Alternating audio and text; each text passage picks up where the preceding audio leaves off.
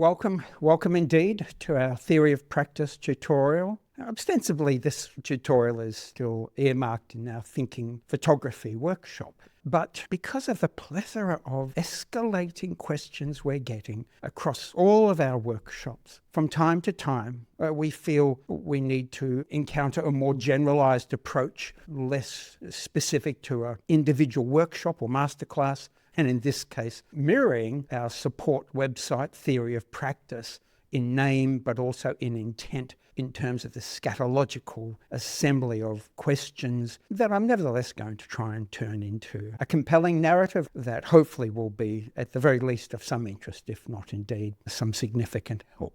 But fair warning, because we have basically three main areas to consider and the different pedagogical priorities in studying anything, let alone our educational programs. So we're going to begin with an overview of that in order to prep us for some more philosophical investigations, some questions which are definitely going the other side of the lens, deep into our ontology, our sense of being, our understanding of reality and the reality of our images and our prints, both the history of, but also our contemporary reactions to, and also the staging of. And it's fascinating as to who this may be of interest to. It's certainly of immense interest to Andre and I, although, of course, Andre reminds us all the time we're trying to be first-rate artists, not second-rate philosophers. So we've got to also look at this from a practicing artist's point of view as to how it is and what it is and why it is we're trying to do what we're trying to do.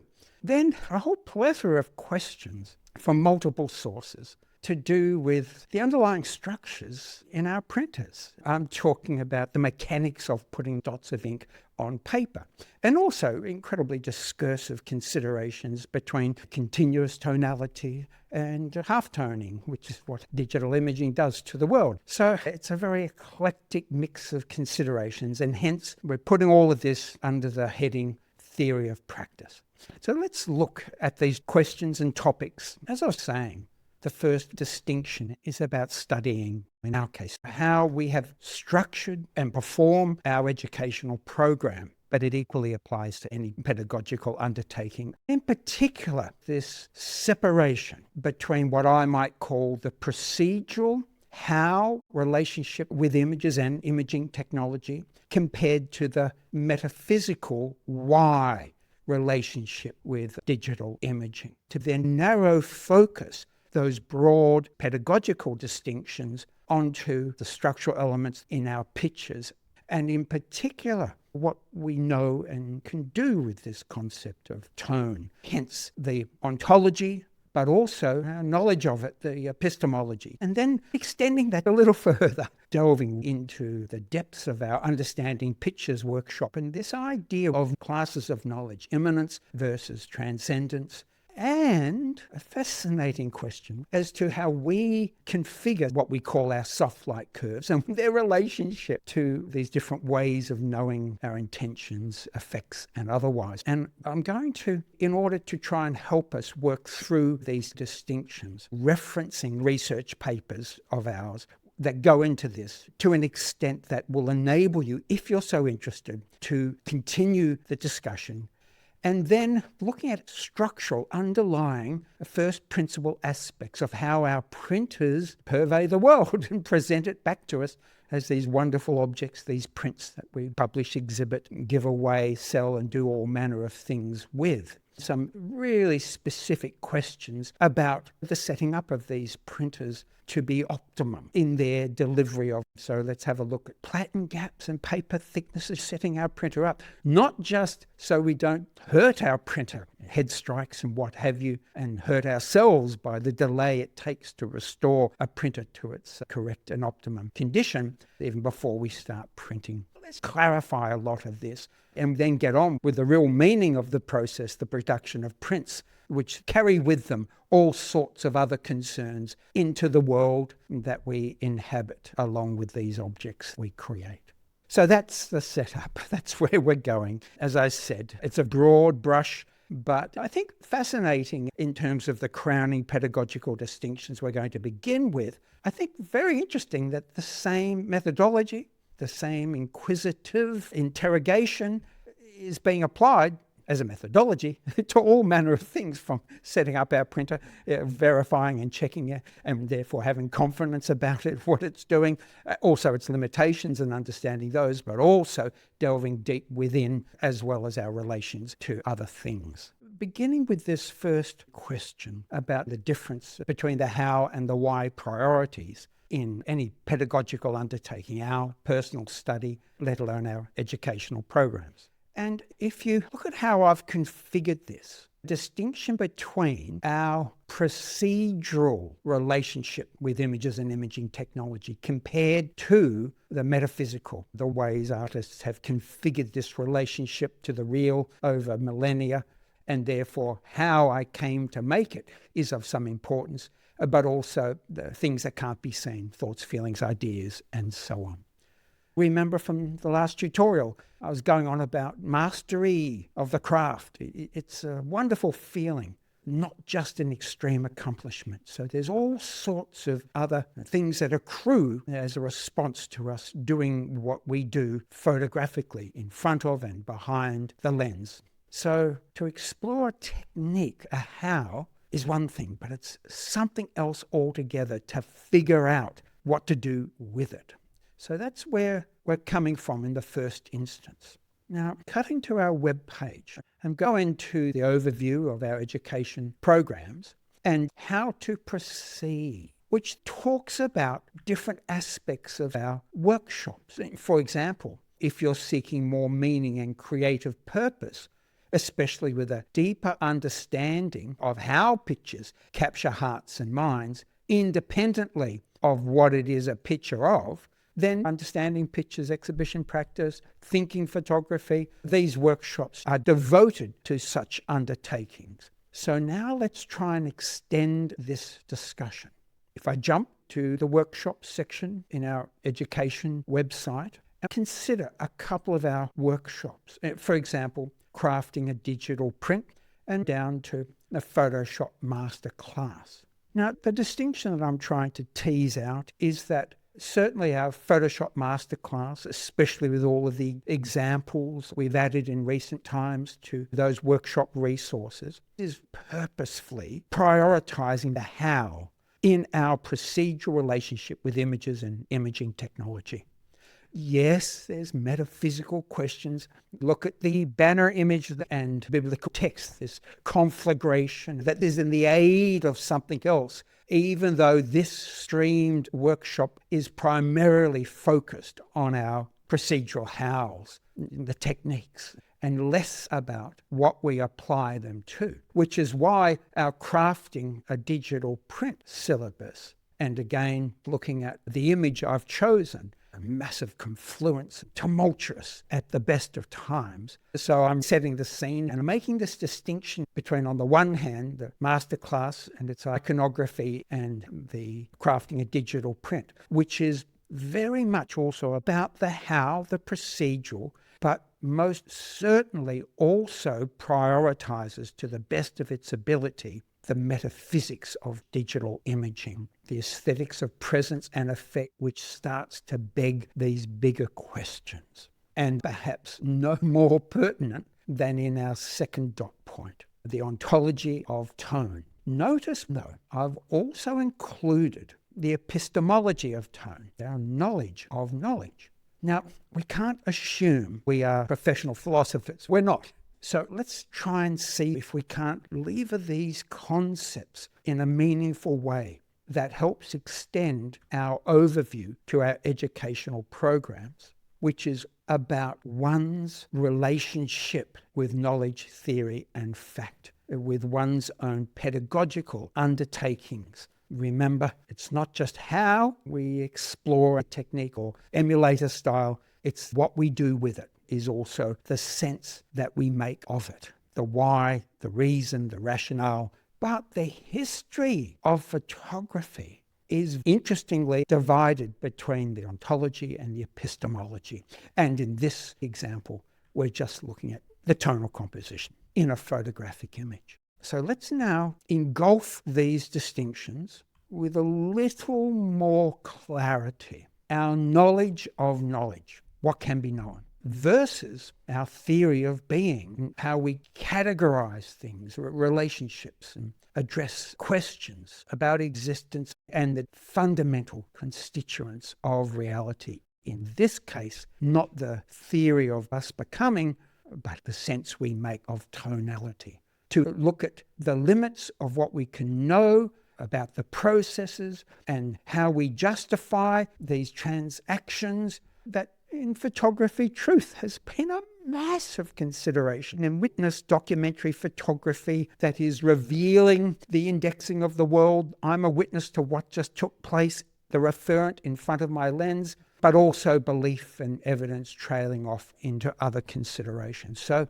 this is the launching pad to begin an historical examination referencing the facsimile edition of Herter and Driffield's original late 19th century research into the epistemology of the photographic process of exposure and development of light-sensitive emulsions.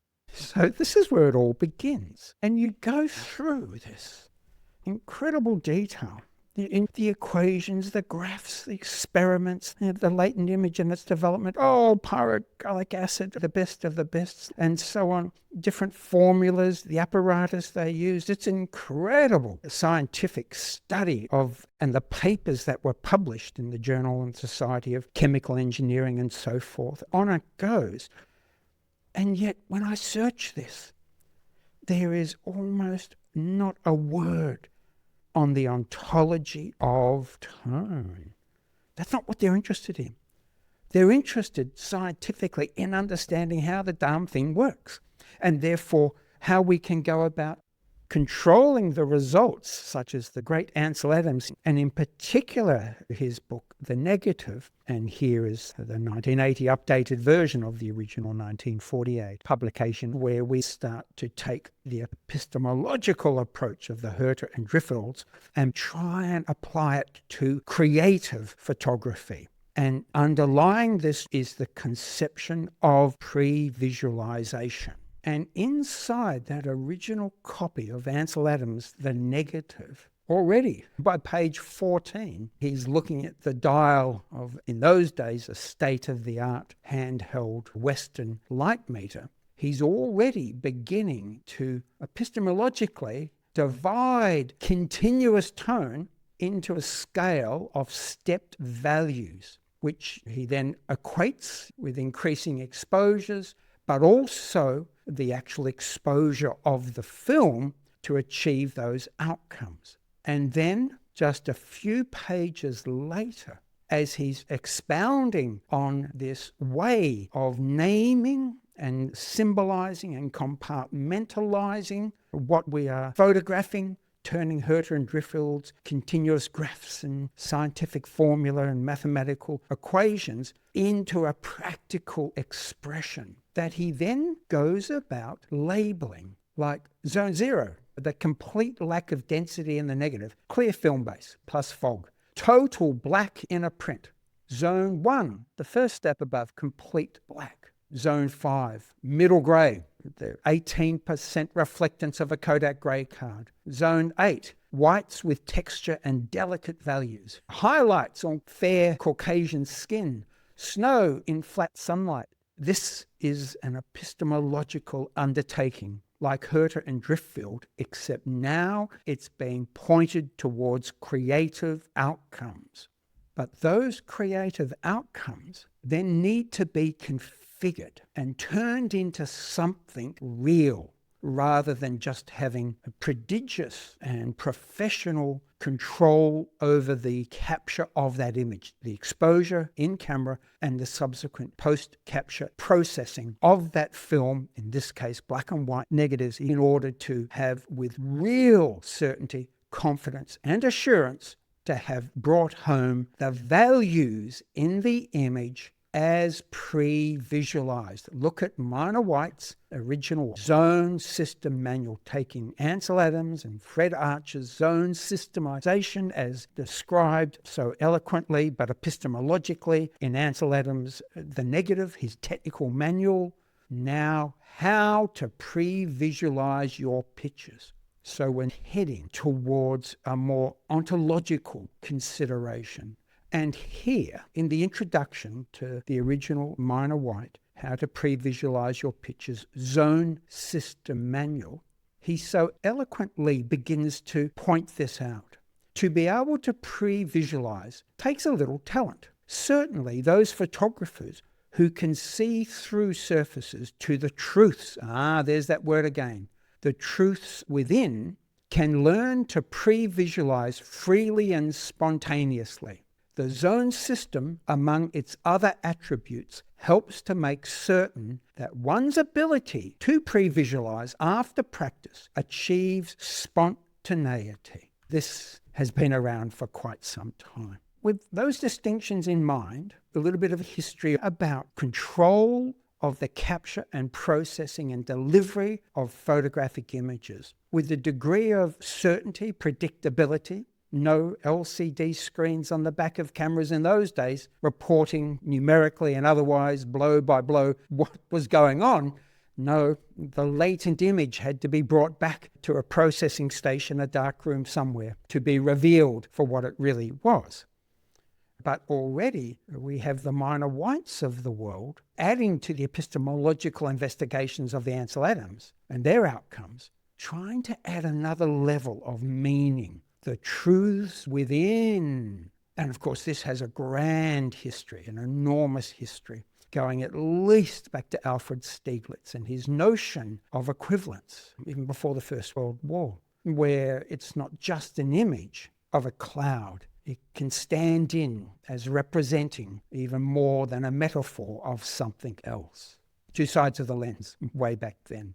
And as soon as that question about the ontology of tone came to us, I immediately thought about Professor Dale Purvis in his esteemed publication, Music as Biology, and in particular, the tones we like and why. Now, this is essentially, primarily, an epistemological investigation, our knowledge of knowledge, and how our preferences of such things are known and understood, why, out of all of the tones, the tonal scales that are theoretically possible, why cultures all over the planet, over millennia, seem to have navigated towards a really small subset. In essence, it is epistemological, though the question it begs is vastly more ontological.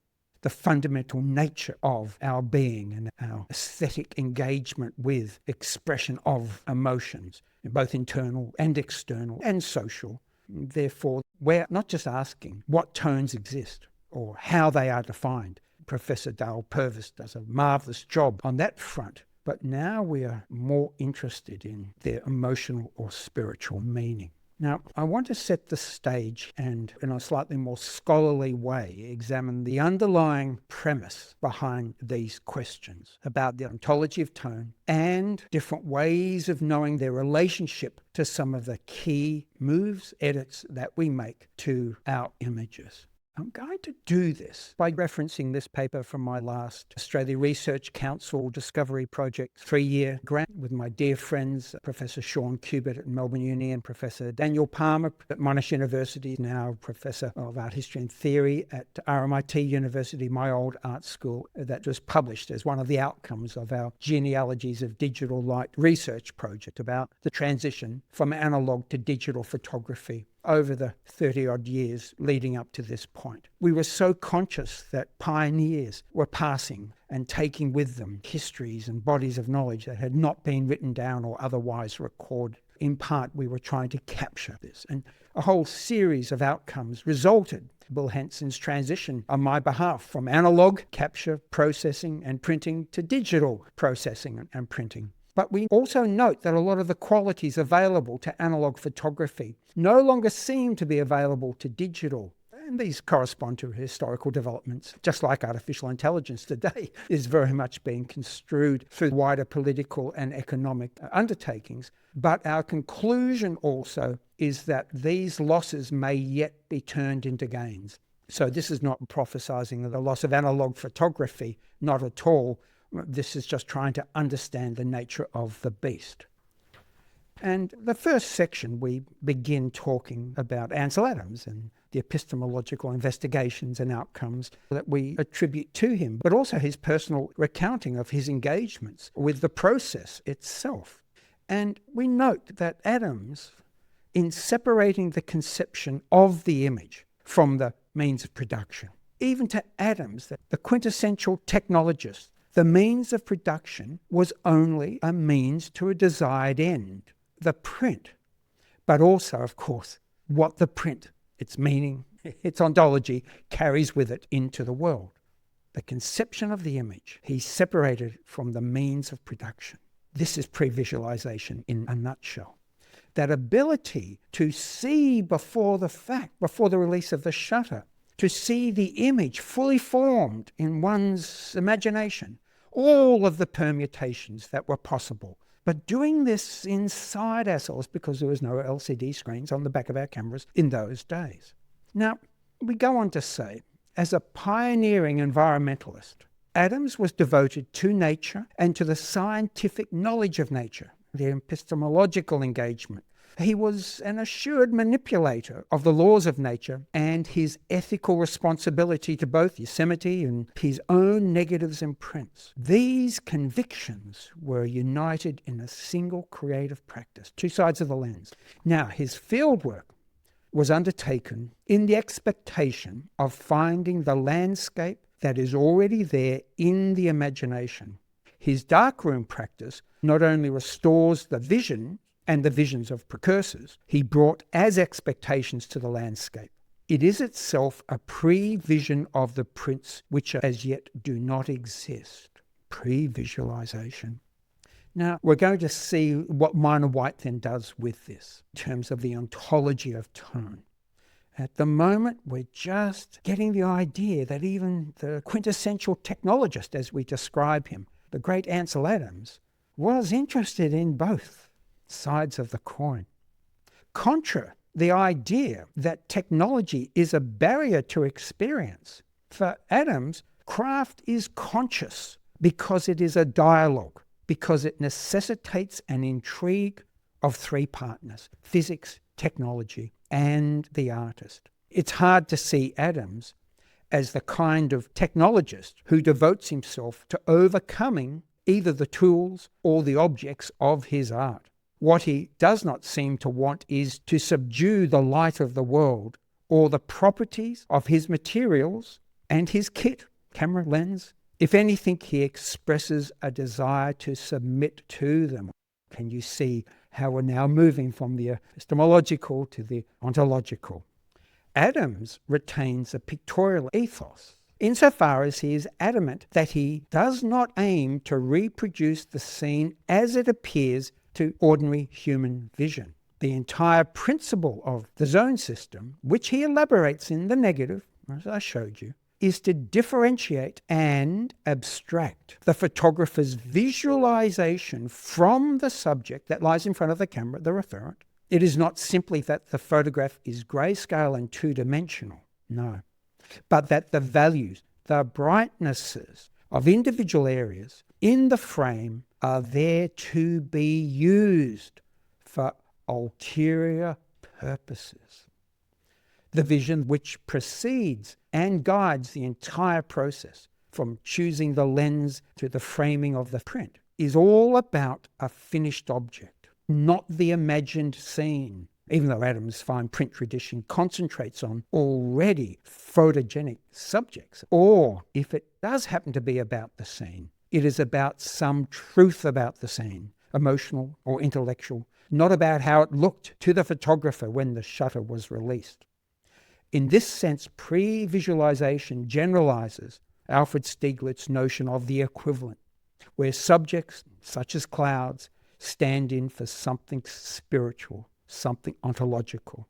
That is, the refined beauty of the print transcends its subject.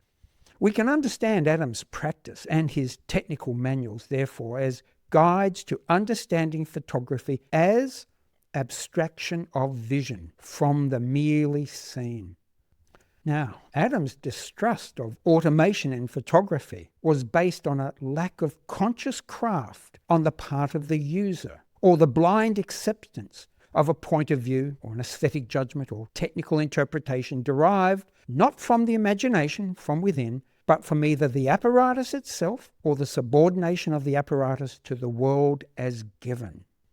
Now, one of Ansel Adams' minor whites, the zone system's favourite tools of choice, apparatus, is of course the 1-degree spot meter, calibrated to sample light from a 1-degree arc. Now, to get a specific sample of the light, the apparent value of light, it's as much a product of mental activity as it is perception. We're interpreting it initially as zones, middle grey, zone 5, zone 1, approaching impenetrable darkness.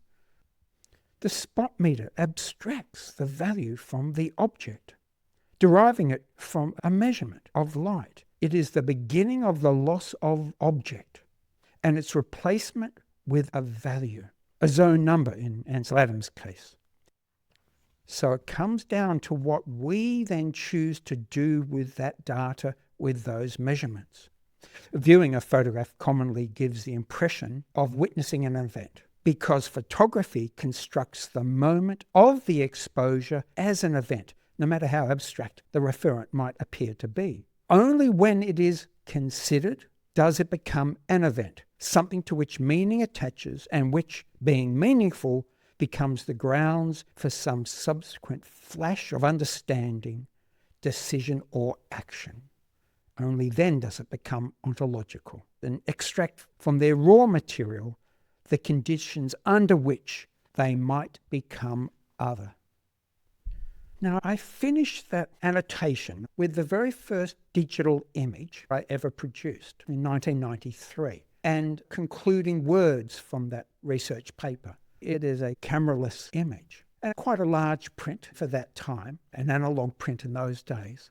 And I called this image an unspeakable betrayal. That movement from continuousness, we were talking about the illusion that the world is a continuation of itself, through to the posterization, the rendering of continuous tonality into steps of tonality we call levels of brightness, and continuous resolution into steps of resolution we call pixels. And of course, there are the building blocks, ones and zeros, in our digital processes.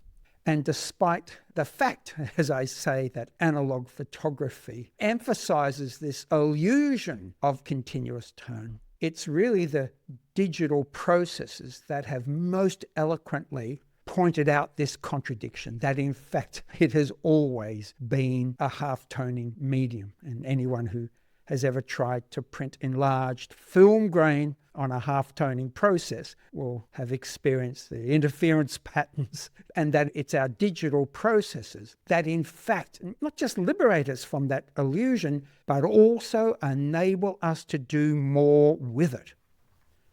So that's just a quick annotated paraphrasing of our enumerating photography from spot meter to CCD, which in a more expanded way tries to both extrapolate our common sense views of Ansel Adams, quintessential technologist, and his zone system of exposure and control and certainty, but also this transition to somewhere else, the other, as I just said. And when it comes to the ontology of tone, as the original question implied, there have been some extraordinary exponents of this throughout the history of photography, but perhaps no one more compelling than the great Minor White.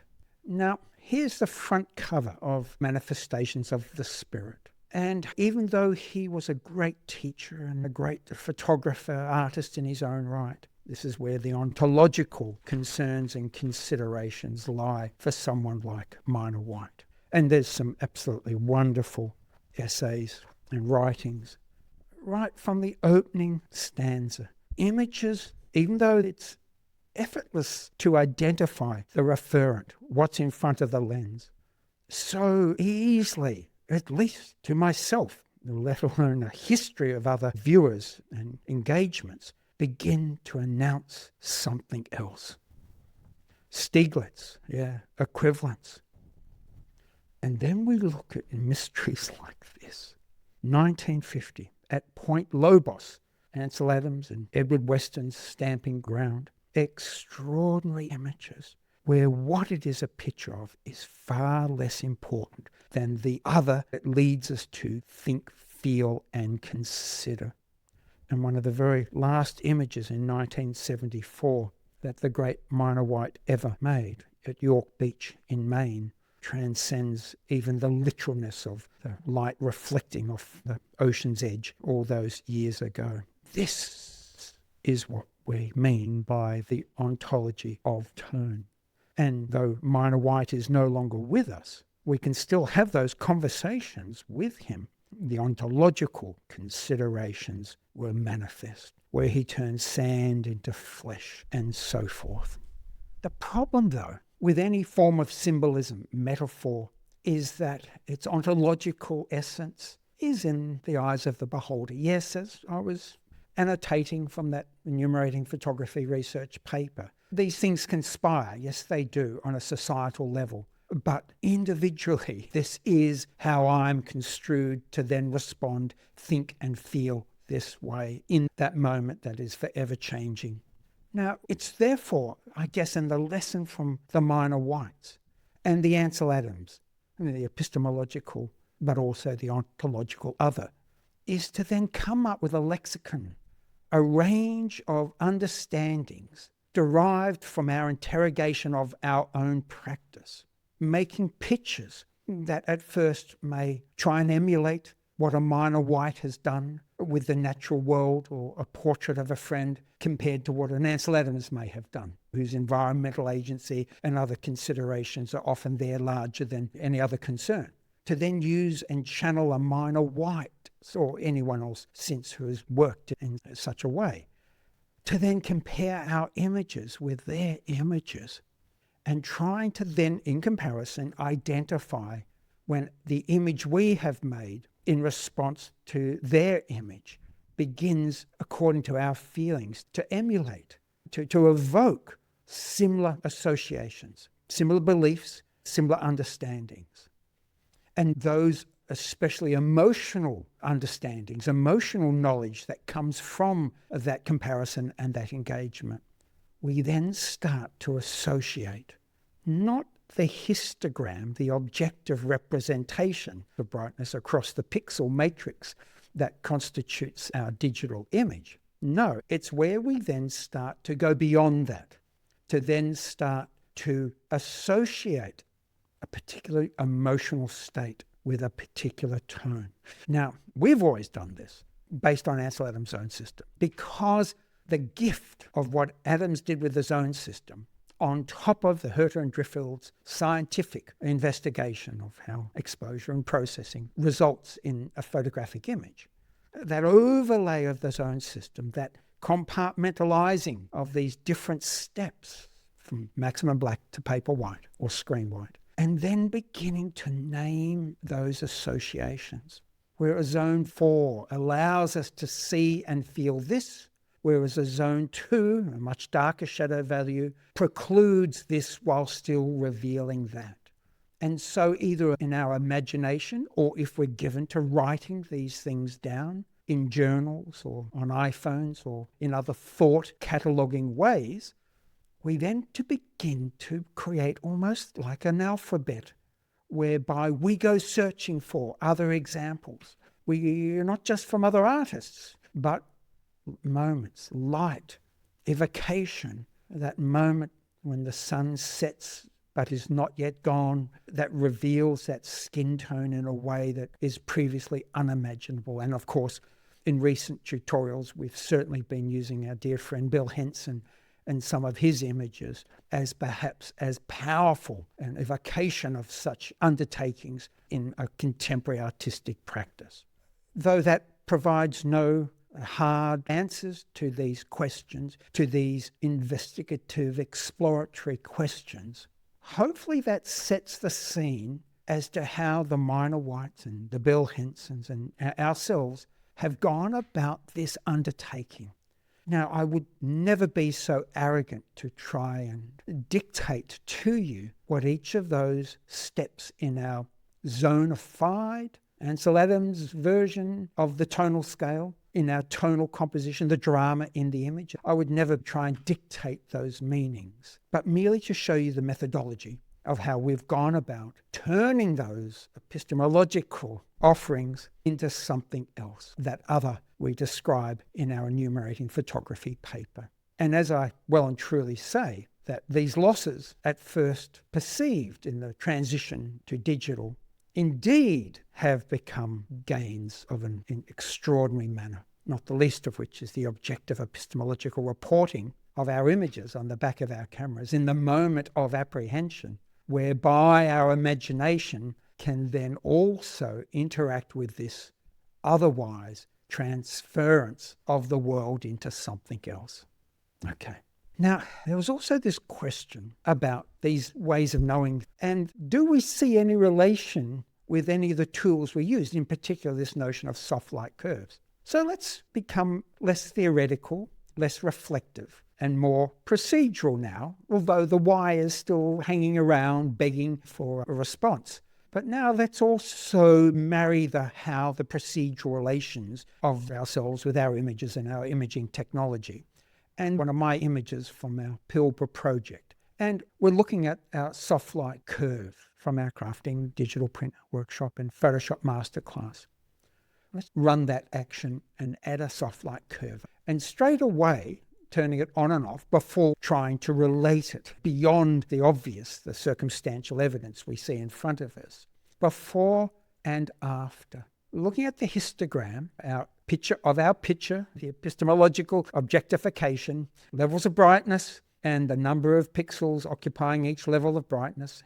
And let's turn this off and on. You'll notice that the brightest highlights aren't changing and the maximum blacks are not changing. But what is really changing is midtones moving into highlights as highlights are compressed.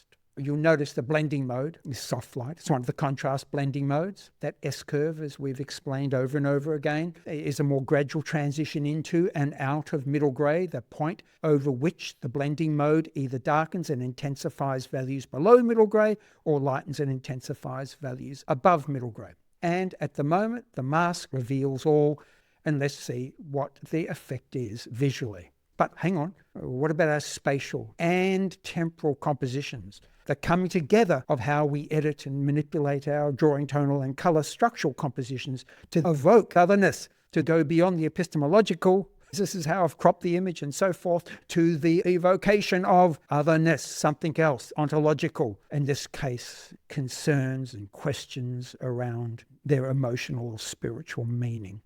If we look at the properties of the tool, it's a curve. But that curve is not doing the work. Absolutely not. That curve is merely distributing the blending mode. So that midpoint of our matrix, 128 levels in, 128 levels out, that midpoint is indeed the crossover, where all of these pixels become darkened and intensified, and all of these pixels become lightened and intensified. But oh, hang on.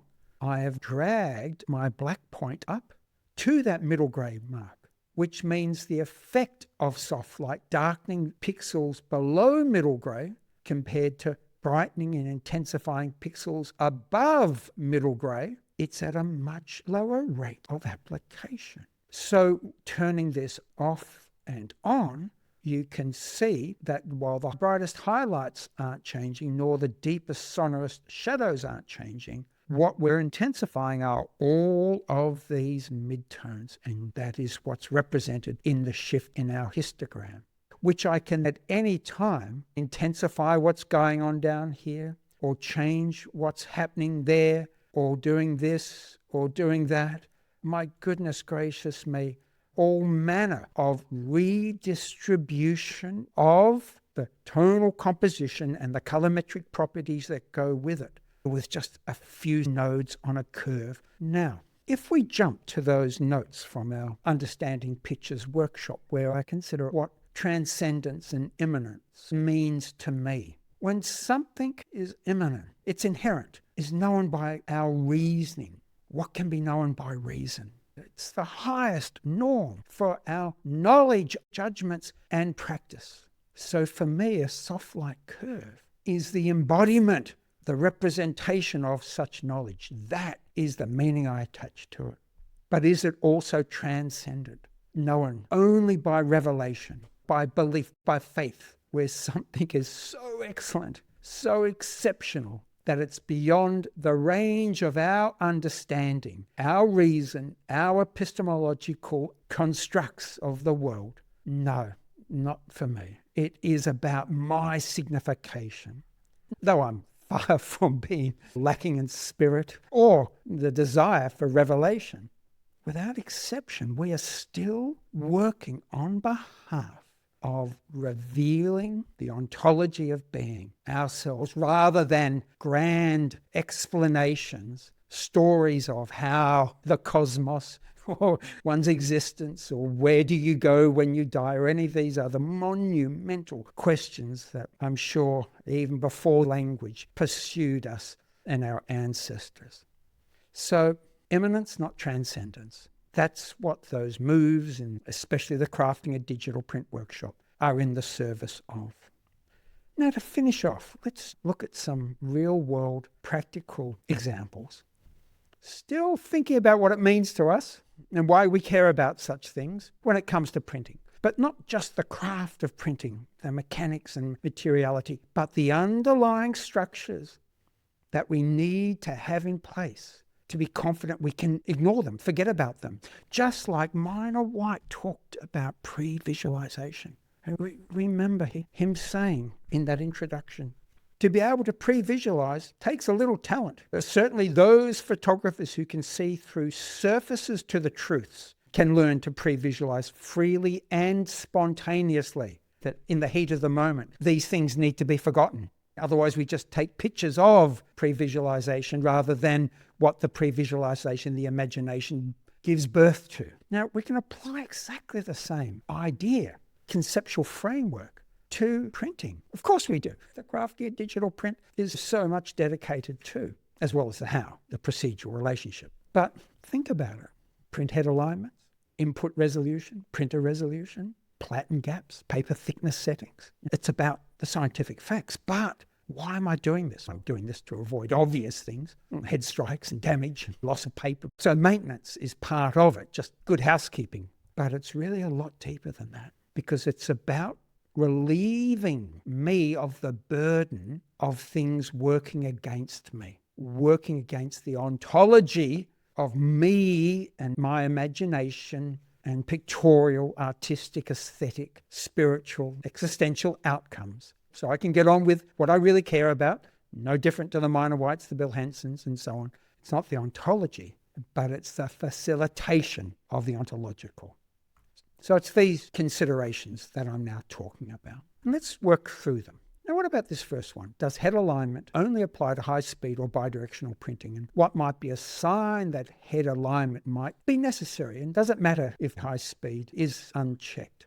The quick answer, of course, is that with high speed checked, for example, in an Epson printer driver, the print head travels and lays ink down in both directions, forward and the return. With unidirectional, and most of our printing here is done with unidirectional, the print head puts ink down and then returns. Ink returns. So the alignment of our print head is the alignment of the ink drops the printer is putting down in those two paths. So if we have high speed or bidirectional printing turned off, then of course the print head alignment is less of an issue. Although in the case of our P20000 64-inch Epson printer and some of the other newer printers where we have these precision core dual print heads, the alignment of those two print heads, even in unidirectional, is also a consideration. But for the moment, we will just think of our P906 and P900 printer in terms of unidirectional or bidirectional. And how do you determine such things?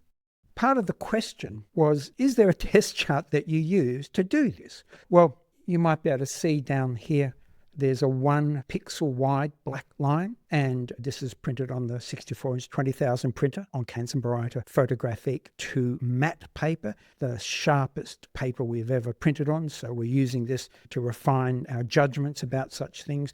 Now, just printing a black line where on one side of this sheet, bidirectional, we flip it and we print unidirectional. We then magnify these under a loupe or a microscope And we look carefully at these values. And just a simple black line like that, just printing black, reassures you that the bidirectional is as sharp when magnified and inspected up closely as the unidirectional. But really, you just print our head alignment test through the printer's hardware for all of the inks installed on that printer. And under magnification, as I said, and look at from 1 to 7 which of these patches shows the least micro banding. And even when someone sends us printer profiling test charts, we immediately, even before we begin measuring those charts, we look at these under our stereo microscope to see if there's any micro banding, which is so evident here in the individual channels. So periodically we print this, and even with a handheld loop, once you know what you're looking for, you don't need to get out the microscope. Even an 8 times loop is more than enough. This is how we test and verify our print head alignment. Now, I'm giving you another example. Micro banding in patches in a test chart. If we find micro banding, but we have a perfect nozzle check, then we know that's an indication, for example, that there may be some bidirectional misalignment. But that's also why in our instructions for printing our profiling test charts, we say, please print the test charts unidirectional to discount and make a separate consideration the alignment of our print heads. Now, here's an interesting observation. This Epson 64-inch printer has auto as well as manual head alignment options. We've talked about the specific test image or chart that might reveal this. We do multiple manual head alignments. Normally it takes about 3 passes till we produce, under magnification, a consistent result. Is there any micro banding in any of these channels? Now, what about platen gap and paper thickness settings? If I call up Mirage Print, makes the illustration quick and simple, and it's an A4 sheet, and let's center it and fit it to the page. And I'm printing on the 20,000, and there we are on the brighter matte paper with our BPWN variant. Let's go into the custom media. Up here is a custom media setting. There's our 20,000 printer. Let's go to our brighter matte BPWN. There's the loaded profiles. There's the base media in our advanced set. Paper thickness, platen gap. And at the moment, I've got that set to unidirectional. And because of the dual print heads, where we can get a misalignment, not so much on sheet paper, which is very flat almost by default, but on curled roll paper, the first 70 or so mil, we can get a misalignment of the 2 precision core heads. So we always have a margin of about 70 mil underlying roll paper prints, just in case the paper's not held perfectly flat at the very start of the roll. But what about this? 0.4 of a millimeter. Where does that come from? Here from our digital fine art printmaking workshop, in the case of the Canson papers, I have both their weights and their advertised thicknesses. For example, I'm printing on Baryta Photographic 2 matte, 324 microns, that's 0.324 of a millimeter. We always round that up to be 0.4. So that's taking care of the paper thickness. But what about the platen gap? And does this matter? Now, typically, we will use 4 times the paper thickness as our starting platen gap. Does this actually matter? Most certainly for preventing head strikes and print head damage and wasted time cleaning nozzles to re-establish the perfect workings of our printer. Absolutely. But beyond that, is there any qualitative effect on our prints? Let's investigate. These are high-resolution scans of the top section of our A4 printer resolution test charts.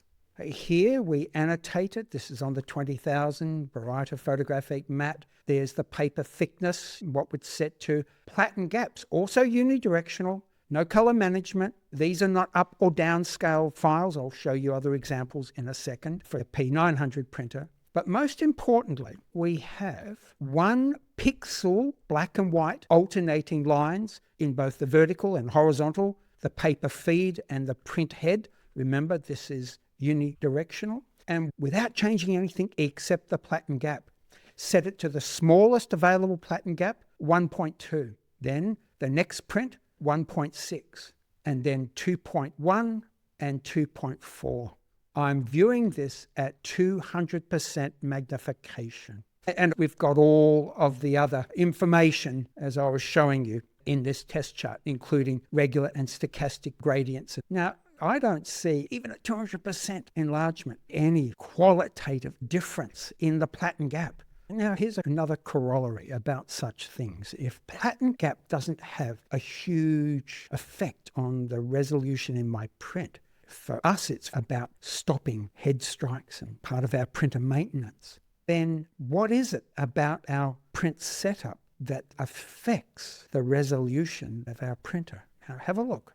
This is our Epson P900 906 down here in Australia. Again, on Baryta Photographic 2 from Canson, the matte version. We're printing through Mirage. I'm printing at the highest DPI, printer resolution. Unidirectional, of course, with that platen gap set way above the 4 times the paper thickness. This tiny amount of ink has no effect, but with the maximum ink load that can be delivered, papers can buckle even with the highest vacuum settings, so we increase the platen gap. Here, that section from the test chart I was just showing you, these 1 pixel alternating black and white lines, resulting in this little 1 pixel resolution chessboard. Here, those lines are at 360 ppi. Here, it's at half.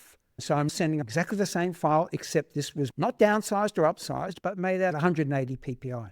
Now, here is 300. Here is 240 ppi. Here is 3 times the resolution the printer is expecting. Here is 200 ppi, which I would happily send to a Durst Lambda RA4 photographic printer. But what happens when I send it to my inkjet printer? Let's zoom in and have a look. And we can see at 360 pixels per inch, without finest detail, without anti-aliasing, everything else is turned off. We can clearly see the reproduction of each pixel in the print. We come down here and at half that resolution, and this is typical of different Epson print heads, there will be another frequency where the half-toning module does enable all of the data, the original data, in this case at 180 pixels per inch, to be reproduced. But what happens if I send it 3 times the resolution it's expecting? Because remember, the transformation from a raster image of pixels to a sea of dots of different sizes and different colors, differentially placed on the media, this is a torturous and incredible undertaking. And here we're just looking at 4 colors: magenta, cyan, yellow, and black. What about 8, 10, 12 colored ink sets? You get the idea. This is an incredible mathematical transformation. And we're doing this with a simple proprietary printer driver. We send it 3 times the resolution the half-toning module is expecting. 1080 pixels per inch, not 360 pixels per inch. And first of all, 2/3 of that data gets concatenated, gets eliminated. And what pixels, what lines? But that's extreme. Yeah, but this is in response to people I know scanning or capturing or upscaling their images to 3 times the native resolution of the printer, 4 times in the case of our 64-inch Epson P20000 printer. But what about double the resolution? 360, no problems at all. What about double the resolution? Let's go in and have a look. I can quote commentator after commentator saying this results in higher resolution in my prints and so forth. But of course, does any of this matter in reality? Yes, it does, but only if your images are of a level of resolution that you can see these differences. Now have a look at this. Here we're looking at one of the older Epson print heads, not pixels per inch, but printer resolution, not file resolution, printer resolution, dots of ink, 720 by 720, 720 by 1440. Remember, we've got resolution both with the direction the paper travels through the printer, but also the direction of the print head. And then 2880 by 1440. Let's just zoom in. And can you see the smaller droplet sizes, how much more tightly packed they are? So yes, the DPI, the droplet sizes, does indeed have an effect on the resolution, but it's at a macroscopic level. Or is it? Now, here are some gallery wall plaques to go underneath prints being exhibited in a gallery. These are A6 labels. There's the trim line. And what I've done, again, not upscaling or downscaling a single image, but the image and the text and the vectorized logo from Canson were 360 ppi compared to 180 ppi files. Now, I zoom in and I compare one with the other, and you can see the pencil I've used is of the same resolution. So they've been scanned identically on our 150 megapixel IQ4 digital back from phase 1. Landscape, portrait, text. Let's see what happens. 360 ppi, 180. 360, 180. Can you see the differences? 360, 180. Dramatic differences. So the pixels we send to the image is not just a theoretical 1 pixel grid of black and white alternating lines. It is having a dramatic effect on text. But Les, I never put text on my images. My images are about my images. All right, let's have a look at what happens to this portrait. 360 ppi, 180. My goodness gracious me. You seeing what I'm saying? It's obvious in a portrait, isn't it? What about a beautiful desert landscape? 360, 180. 360, 180. I rest my case. But I'm also showing you how easy it is to undertake these investigations. So some things certainly make a huge difference when our images are capable of showing such differences and or we care about such differences. And if you follow the history of photography in our world of contemporary art and those moments, those decades where the anti-aesthetic photographic renderings were thought to be most important rather than the veilerizing and the fetishizing, as the great technologists like Ansel Adams were so often critiqued in those days, even in his own lifetime, for being obsessed with technology and technique, which our enumeration of photography paper tries to counter with the refined ontological considerations of a Minor White or Bill Henson, an Andre and I, let alone the quintessential technologist of the zone system. Hopefully that was helpful, maybe interesting at the very least, and also something that you can do something else with. Remember that othering is a critical part of this process. And that our experience and our expression, especially of emotion, is never, as far as we're concerned, constrained by the technology. It is the technology that amplifies and in many cases gives voice to those ontological concerns that allow us to go beyond the epistemological, to go beyond our understanding of the process, the mechanism, the apparatus, to come to revelations that are nevertheless embodied within us and our reason and our engagement with our purpose, our sense of, our discovery, that exploration we undertake, where photography is one of the most faithful companions that you can have at your side. And it's with those thoughts, I wish you all the best. And thank you for the company. It's a pleasure to catch up as we do on these Sunday mornings. Always look forward to the next encounter and wish you all the best with your adventures in photography. Take care. Cheers.